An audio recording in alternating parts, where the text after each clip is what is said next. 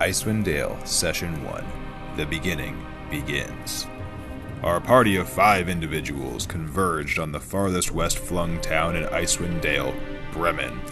Andraste, the Dhampir blood hunter, came to town looking for work and met an old ally and a member of his secretive order of blood hunters, a crimson tiefling named Azazel.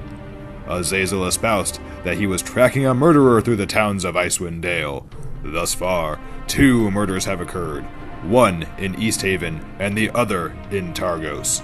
The only tie? A dagger of ice left plunged into the heart of each victim. Azazel urged his compatriot to be cautious and to seek allies in this hunt.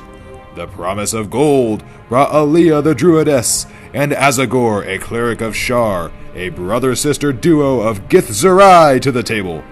They agreed to join the hunt and they set out.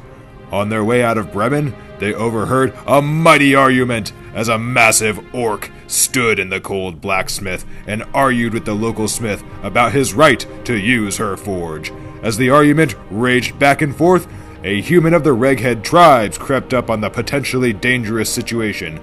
Varian, the Reghead ranger, helped Andraste, Azagor, and Aaliyah to calm the orc, whose name they soon discovered was Ja, a forge cleric of Moradin, and thus the party was complete. The prospect of coin and enough food to survive spurred the newly formed party of outcasts onward. But just as they were walking by the frozen docks of Bremen, a gruff dwarf called out to them. He berated them for being late for fishing out on the lake. Obviously mistaken as he was, the dwarf nonetheless offered a paltry 5 coppers for each knucklehead trout they fished out of Lake Mare Duwalden. Just as our intrepid heroes were about to get into the boats, a half-elf, Tali, asked if they knew the monster in the lake that was attacking the fishers of Bremen. She offered her notebook and a reward for cataloging information that they may learn about the creature while they are out on the lake. After several frigid hours spent fishing, suddenly a massive impact rocked the boat of Varian and Andraste. Both men were thrown into the icy depths of Mare Duwalden, and both caught a glimpse underneath the water of the great beast that had rammed them.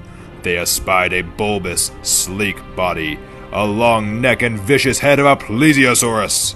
Working fast to save their new companions, the orc and the 2 Githzerai righted the capsized boat and brought their companions back to shore in a hurry. Suffering from 2 levels of exhaustion, Andraste collapsed into the local inn with Varian to warm up. Meanwhile, Aaliyah explained the encounter with the beast to Tali, who rewarded the party with her little gold and a scroll of Speak with Animals. Tali then asked if the party would escort her onto the lake the following morning to try and communicate with the beast of the lake. When she sweetened the deal by offering up her grandfather's scrimshot angling hook, the party agreed to her offer. But Shah, still upset about his lack of access to a forge, decided to spend the night building an igloo to sleep in outside the door of the forge that he had been ejected from earlier in that day. Soon, 6 of the town's rough and ready militia came to evict the massive orc from the premises. But when he failed to cooperate or show deference to their rude leader, the militia attacked, sending the party into a panic as they scrambled from buildings across town to try and save their new member from an early demise. Some fought, and others watched in horror as the militiamen brought down the mighty orc and Andraste, the ally who had flocked to his side. Just when all hope for this young party seemed lost, a new figure stepped out into the bloody streets. A powerful older woman with a mage's staff and a patch across her eye suggested strongly that the rallied town militia should leave.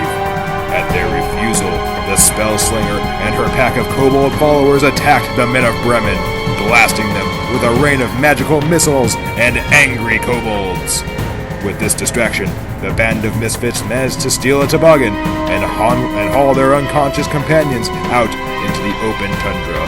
But with night falling and the temperatures dropping fast, the wilderness might well prove lethal for our heroes.